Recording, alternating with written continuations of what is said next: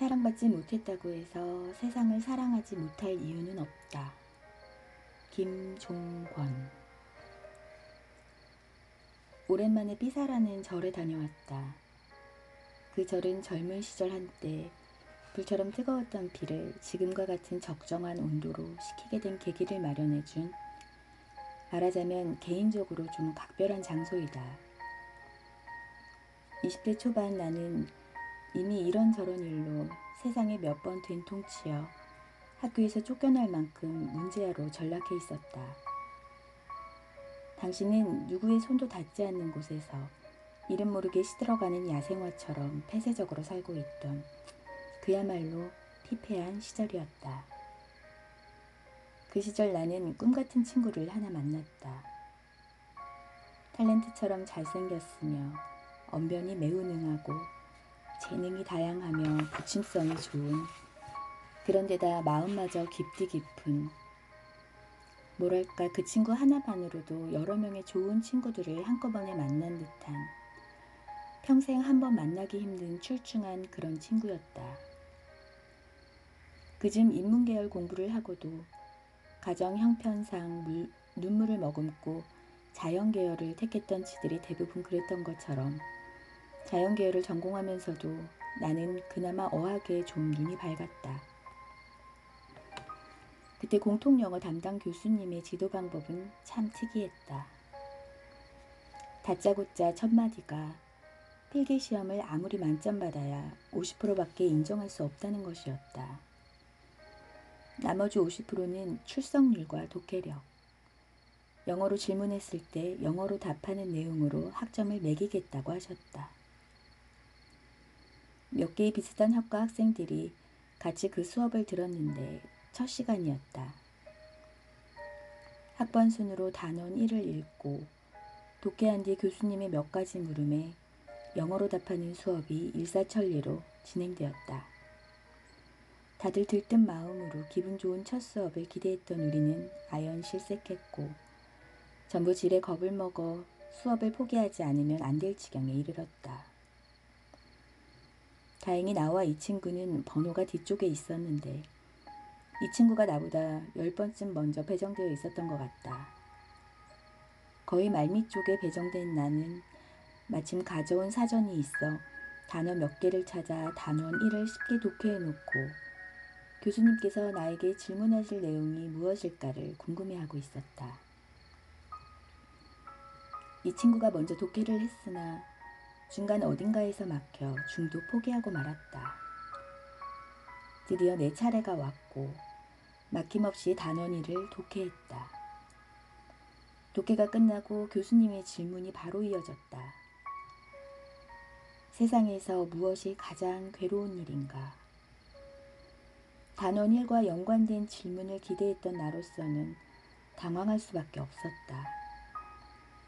워스트라. 그래, 지금의 내 심정이 바로 그런 것과 흡사할 테지 라는 생각이 문득 머릿속을 스쳤다. 사랑받지 못한다는 것이 가장 끔찍하다. 나의 이 대답에 교수님의 표정이 아주 짧은 순간 굳어졌다 펴졌다. 교수님은 천천히 나에게서 눈을 떼어 자신의 노트를 내려다보더니 문득 생각난 듯 나의 학과와 학번, 이름을 다시 물으셨다. 강의가 끝난 후 그 친구가 내게 와 자신과 친구할 생각이 없느냐고 물었다. 그중 사람 사귀는 일이 흔치 않을 만큼 폐쇄적인 상태였으므로 그리 흔쾌한 표정은 아니었겠지만 그 친구의 스스럼 없는 접근에 수락을 하였으리라. 둘의 우정이 깊어진 어느 날 친구가 나에게 이런 말을 했다. 내가 사랑받지 못했다는 게 세상을 사랑하지 말라는 의미는 아니지 않아? 당연히 나는 아무 말도 할 수 없었다. 친구의 거침없이 밝고 순수하고 활달한 성격은 내가 막다른 길에 다다를 때마다 가야 할 길을 뚫어주었으며 나는 그 친구에게 세상을 살아가는 새로운 방식을 무수히 배웠다. 이후 우리는 빛과 그림자처럼 어울려 각종 행사와 모임을 주도하고 다녔으며 나중엔 그 친구의 할머니께서 심장병 치료를 위해 요양 중이시던 삐사의 아랫동네 중산리로 놀러가게 되었다. 조그만 과수원을 가지고 계시던 할머니께 자주 가서 폐를 끼쳤는데 할머니도 무척 밝은 성품이셨으며 나의 처지를 늘 위로해 주셨다. 물론 폐 끼친다는 죄로 과수원 일도 열심히 해드렸고 초겨울에는 산에 가서 잔뜩 나무를 해와 장작을 산더미처럼 패드리기도 했다. 방학 땐 그 동네 아이들을 열심히 가르쳤다. 내가 군대 갈 즈음 할머니께서 나를 위해 삼신할미에게 치성을 드릴 만큼 손자 아닌 손자가 되었다. 그 친구나 할머니가 없는 삐사라던가 그 산길을 나 혼자 거니는 일은 아직도 내겐 대단한 즐거움을 준다. 절도 산도 세월이 지남에 따라 옛 모습을 많이 잃었지만 올바르고 고든 심성으로 나의 헛되고 비루한 생각들을 다독여 괴로움의 구덩이에서 건져 올려준 이 친구를 만난 것을 나는 내 인생 일대의 가장 큰 행운이라 생각한다. 사랑이라거나 그 비슷한 고매한 어떤 것을 초월한 듯한 말투를 나는 존중하지 않는다. 인간 냄새가 나지 않기 때문이다. 사람이라면 어쨌든 사람을 몸과 마음을 다 바쳐 사랑하지 않으면 안 된다. 어려움과 난관이 아무리 크다 해도 사랑해야 하는 이유를 능가할 수는 없다. 사실 지나고 보면 그 어려움과 난관이란 사랑해야 하는 이유에 비해 얼마나 사소한 일이던가. 참고로 사랑받지 못한다는 것은 이 세상에서 가장 괴로운 것이다 라는 말은 내 머리로 궁리하여 만들어낸 말이 아니다. 제임스 딘이 출연했던 영화 에덴의 동쪽에서 아브라가 한 멋진 대사를 내가 외워두었다. 적시적소에 한번 차용해 본 것 뿐이다. 물론 그 옛날 저 멋진 아브라의 대사는 이제 내 마음속에 그리 깊은 의미로 남아있진 않다. 오히려 내 친구의 내가 사랑받지 못했다는 것이 세상을 사랑하지 말라는 의미는 아니다라는 말을 더 가슴 깊이 새기게 되었다. 나는 이 말의 의미를 되새기며 세상의 참맛을 알게 되었다. 그 알문, 앞으로 내 앞에 놓일 어떠한 난관에도 결코 굴복되지 않을 아주 둥글고 참된 울림으로 내 마음에 새겨져 있을 것이다.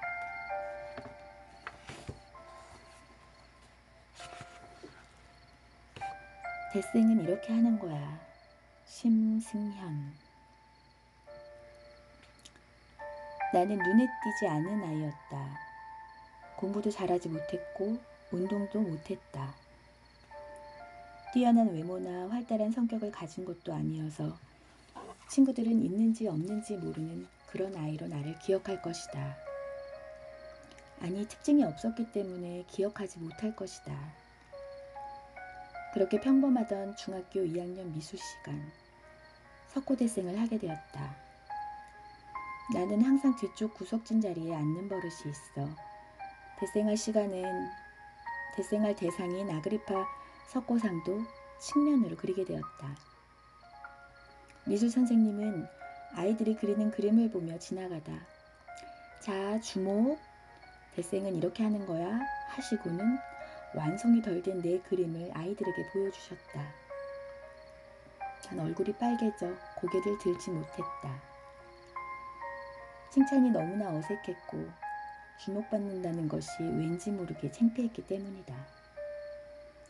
수업이 끝나자 미술 선생님은 나를 교무실로 불러 미술실 열쇠를 주셨다. 그림을 그리고 싶으면 언제든지 미술실에 와서 그림을 그려라. 알겠니? 네, 대답하며 주섬주섬 열쇠를 주머니에 넣었지만 나는 한 번도 미술실에 가지 않았다. 친하지도 않은 선생님의 배려가 싫기도 했지만 사춘기 시절의 이유 없는 반항심이 내 마음속에 가득했던 탓이다. 그때 나는 그림을 그리는 일을 전업으로 할 생각도 미래에 대한 꿈도 없었다. 시간이 흘러 나는 그림과 전혀 관련이 없는 학과에 진학했고 공군에 입대했다. 그런데 자신이 가장 좋아하는 일에 열정을 다하라는 후임병의 말 한마디가 내 안에 있던 그림에 대한 열정을 깨웠다.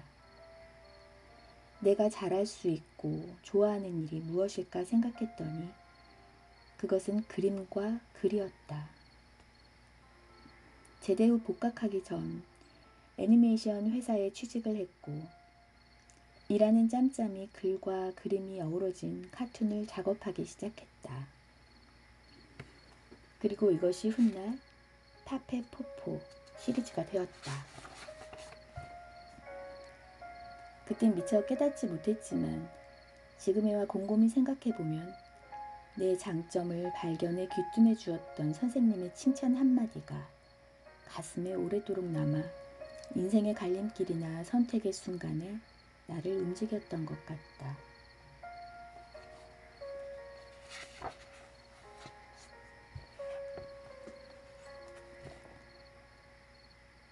아버지, 뭐 하십니까?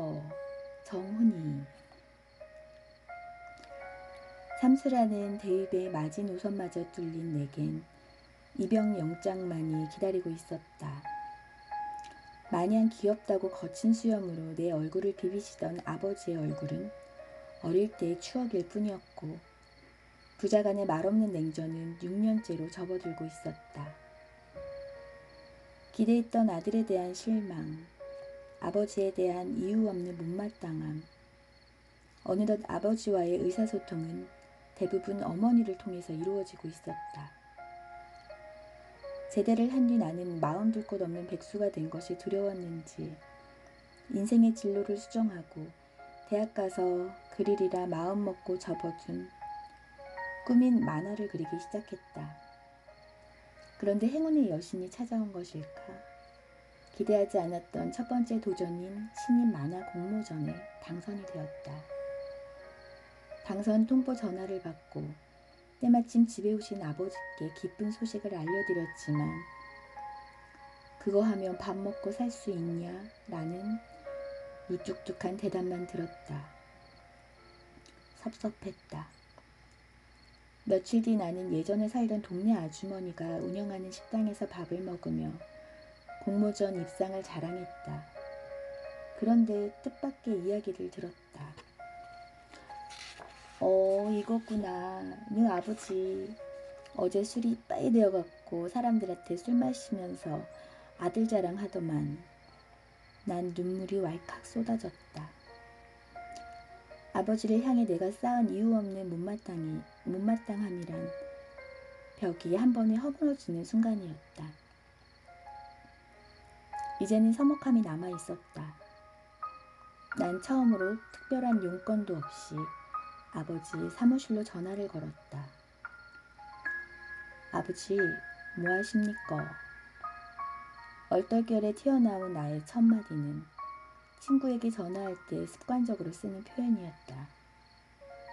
그 한마디를 시작으로 요즘도 종종 부자간에 용건 없는 전화 데이트를 한다. 이젠 수다를 떠는 수준으로 발전했다.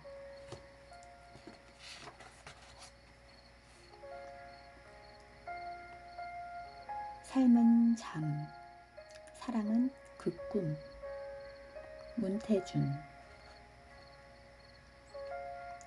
29세의 조르주 상드는 23세의 알프레드 드 뮤세를 만난다.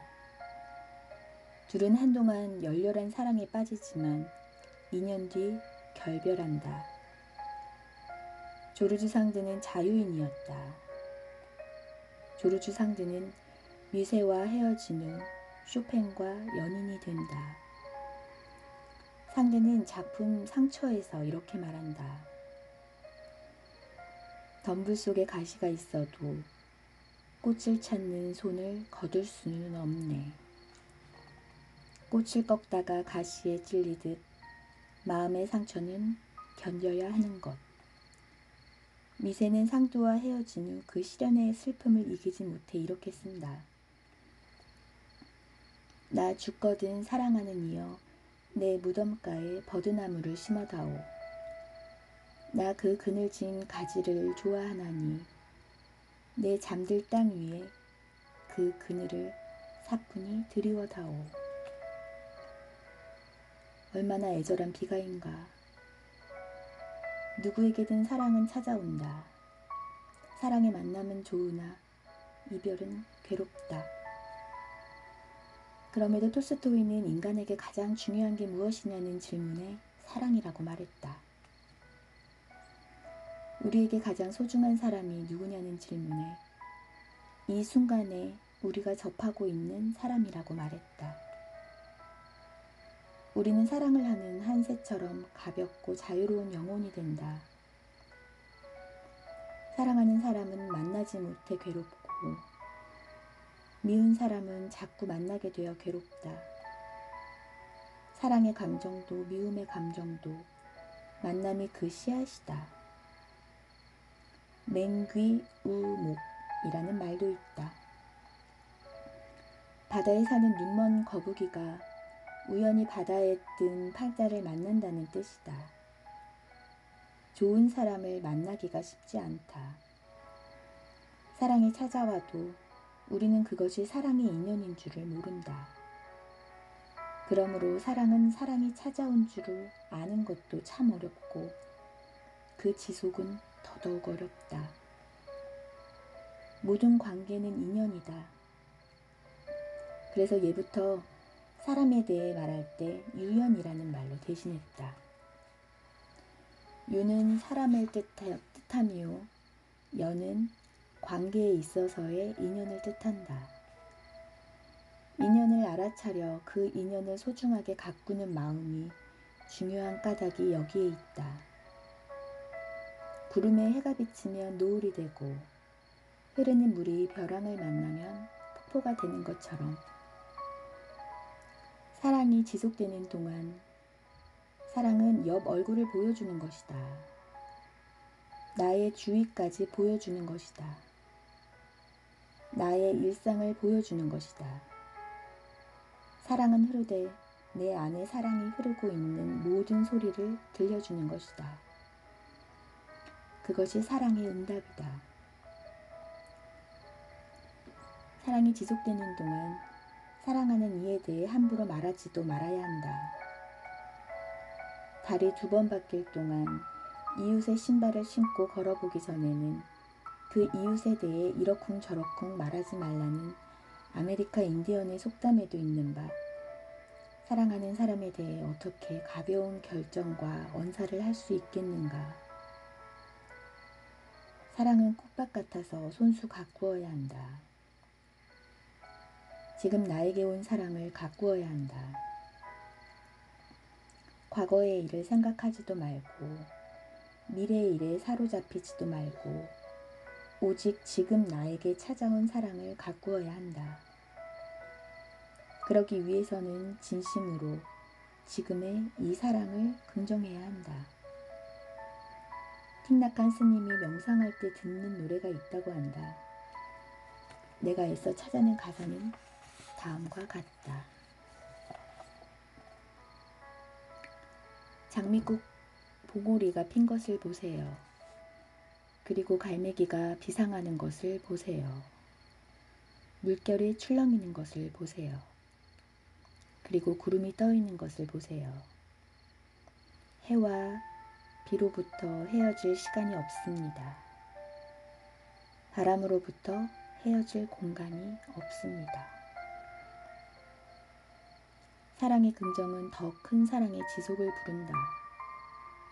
잔병과 상처 없이 자라나는 아이가 없듯이 우리는 사랑의 좌절을 딛고 일어서야 한다. 우리의 사랑은 부디 멀리 가야 하는 사랑이어야 한다. 사랑이란 그런 관심과 희망의 기록이다. 조르주 상대를 읽고 미세는 이렇게 노래했다. 삶은 잠, 사랑은 그 꿈이라고. 삶이 지속되는 동안 사랑도 지속된다. 이 세상에 오면서 우리가 받은 가장 큰 축복은 사랑이다.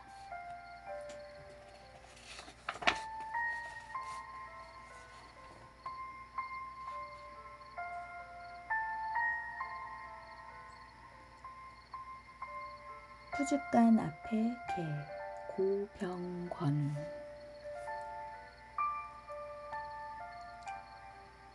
개에게 100배 사죄하고 하는 말이지만 정말 개처럼 사는 것에 부끄러움을 느낀 적이 있다. 푸줏간 앞에 개라는 니체의 말과 마주쳤을 때였다. 나는 그 말에서 너무나 인간적인 개 한 마리를 보았다. 그 개는 공포 때문에 전진할 수도 없고 욕망 때문에 후퇴할 수도 없다. 푸줏간 주인에 대한 공포와 고기에 대한 욕망 사이에서 나아가지도 돌아서지도 못하는 개 한 마리. 용기가 없으면 욕망이 고통이다.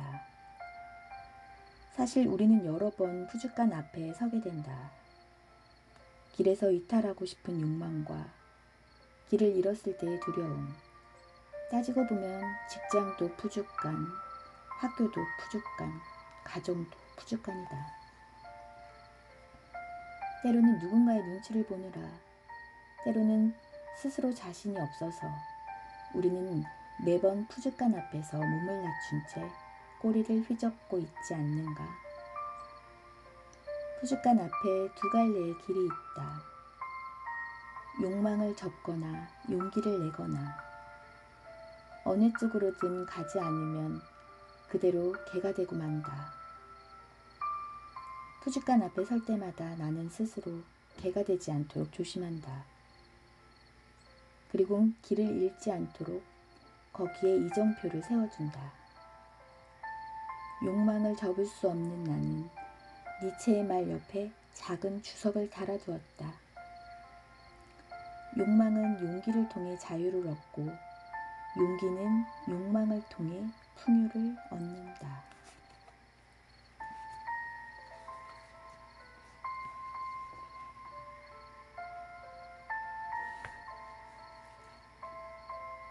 낭중지추 승효상. 1980년 비엔나 유학길에 올랐다. 이미 김수근 선생의 문화에서 건축을 치열하게 배우고 익히고 있었지만 당시에 군부 독재 정권이 내뿜는 광기가 너무도 싫어 유학을 빙자하여 그냥 떠난 것이었다. 김수근 선생의 휘하에서 미치도록 건축에만 몰두한 것도 질곡 같은 현실을 외면하려 한 행동이었다고 할 수 있을 것이다. 그러나 5월 광주의 비극은 이 땅에 진저를 치게 만들었고 나는 지체 없이 떠났다. 그러니 유학 생활을 충분히 준비했을 턱이 없었다. 비엔나 사정에 대해서도 잘 알지 못하였음을 아는 사람 하나 없었다. 말 그대로 막무가내였으니 그냥 탈출했다는 것이 맞는 표현일 것이다. 다행히 마산 성당을 설계하면서 알게 된 오스트리아 출신의 요세 프라체 신부의 주선으로 비엔나의 한 수도원에서 생활할 수 있게 된 것이 유일한 실마리였다. 모든 것이 새롭고 흥미 있었지만 동시에 낯설고 외로운 생활일 수밖에 없었다. 그래서 반년 후에 돌아와 결혼식을 하겠다고 약조했던 아내를 이곳으로 불러들였다. 비엔나 근교의 오래된 성체 교회에서 단출한 결혼식을 올리고 석 달 넘게 생활한 수도원을 나왔다. 꿈같은 생활이 다시 시작되었지만 주변은 항상 이방이어서 불확실한 미래는 나를 점점 압박해왔다.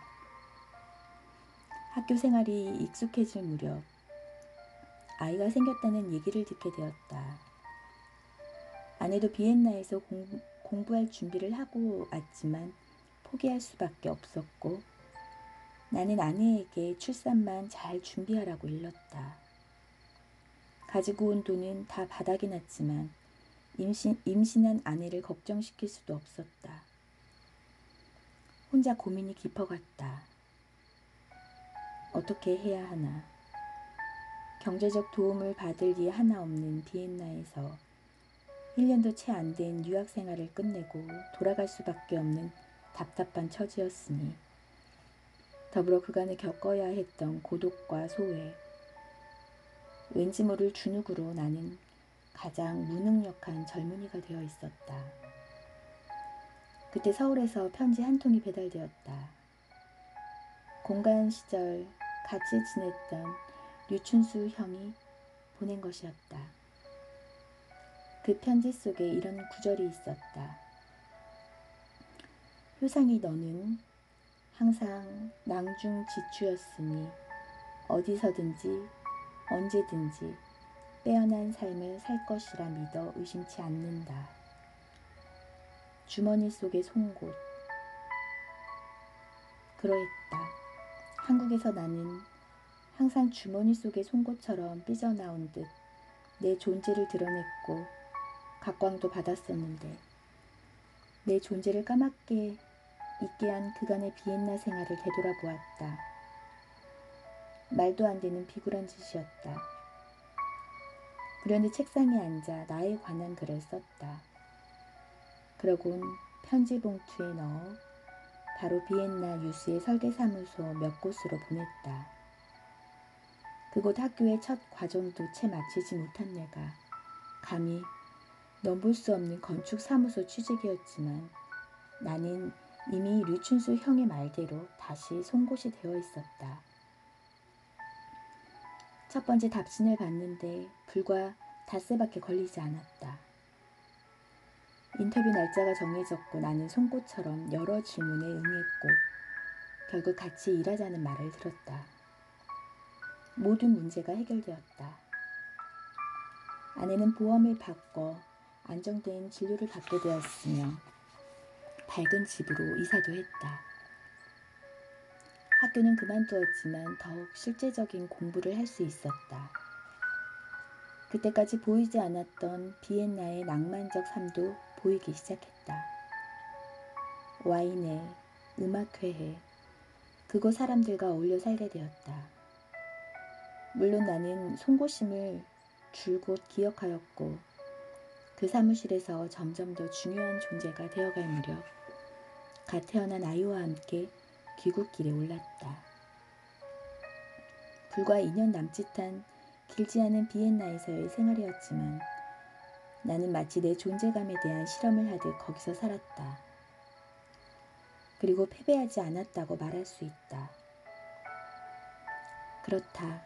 이 단어 낭중지추 때문이었다. 이는 내 젊은 삶을 지탱해준 잊지 못할 말이었으며 지금도 좌절하고 싶은 현실의 벽들을 마주할 때마다 나를 고추세우는 마법의 금원이다.